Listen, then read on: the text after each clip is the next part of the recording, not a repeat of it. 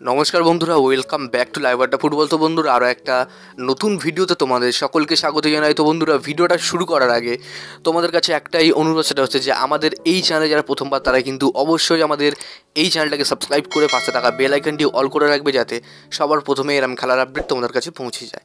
তো বন্ধুরা, প্রত্যেক ভিডিওর মতন এই ভিডিওতে তোমাদের কাছে মাত্র আমি 100 লাইকের আশা রাখছি। তো আশা করছি তোমার প্রত্যেক ভিডিওর মতন এই ভিডিওতে 100 লাইক কমপ্লিট করে দেবে।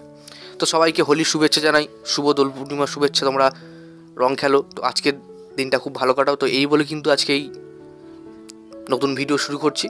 তো তোমরা ভিডিওটা একটু স্কিপ না করে পুরোটা দেখতে, নাহলে কিন্তু তোমরা কেউ কিছু বুঝতে পারবে না।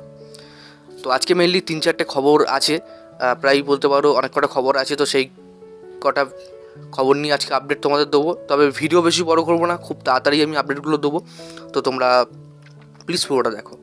তো সবার প্রথমে যে আপডেটটা বেরিয়ে আসছে, দেখো এই মুহূর্তে অনেক আর্টিকেল থেকে বেরিয়ে আসছে এবং তোমরা বিভিন্ন চ্যানেল থেকে খবরটা পেয়েছো এবং কালকে রাত্রিবেলা আমাকে মেসেজও করেছো ফেসবুক পেজে। তো অনেকে জিজ্ঞেস করছে, দাদা আরমান্দ সাদিকু নাকি মোহনবাগানে আবার ফিরছে, বা আরমান্দ সাদিকুর সাথে নাকি আবার ম্যানেজমেন্ট কথাবার্তা চালাচ্ছে তাকে দলে নেওয়ার জন্য। এমনকি আমরা এই খবরটা অন্যান্য চ্যানেলেও দেখেছি এবং আর্টিকেলেও দেখেছি। তো আমি তোমাদেরকে বলতে চাই, এখনও কিন্তু এফসি গোয়ার সাথে আরমান্দ সাদিকুর কন্ট্রাক্ট শেষ হয়নি এবং বর্তমানে আরমান্দ সাদিকুকে নেওয়ার জন্যে আইএসএলের মোহনবাগান তারা কিন্তু কোনো রকম কোনো ইন্টারেস্ট শো করেনি। শুধুমাত্র দুটো ক্লাব ইন্টারেস্ট শো করেছে, এক হচ্ছে নর্থ ইস্ট ইউনাইটেড, দুই হচ্ছে পাঞ্জাব।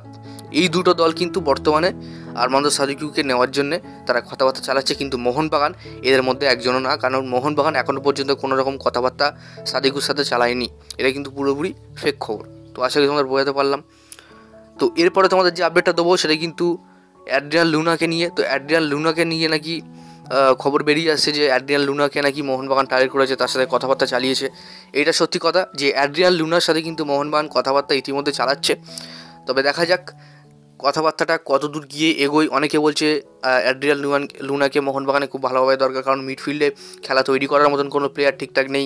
স্টুয়ার্টকে হেল্প করার মতন কোনো প্লেয়ার সাইড লাইনে বা মিডফিল্ডে থাকে না। তো সেক্ষেত্রে স্টুয়ার্ট এবং লুনা দুজন থাকলে কিন্তু খুবই ভালো একটা কম্বিনেশন আমরা দেখতে পারবো মোহনবাগানের হয়ে। তো মোহনবাগান কথাবার্তা চালাচ্ছে, তবে এইটা কিন্তু এখনও পর্যন্ত কোনো ফাইনাল কথাবার্তা হয়নি। জাস্ট একটা শর্ট লিস্টে থাকা নাম এবং তাদেরকে টার্গেট করা, এই হচ্ছে ব্যাপার।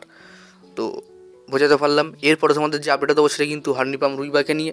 তো এই হর্নিপাম রুইবাকে নিয়ে প্রায় 6-7 মাস আগে থেকেও অনেকে খবর বার করেছিল এবং আমিও তোমাদেরকে খবর দিয়েছিলাম যে হর্নিপাম রুইবা তাকে কিন্তু মোহনবাগান টার্গেট করেছে এবং মোহনবাগান তাদের টার্গেটে কিন্তু প্রায় 6-7 মাস ধরে এই রুইবা ছিল।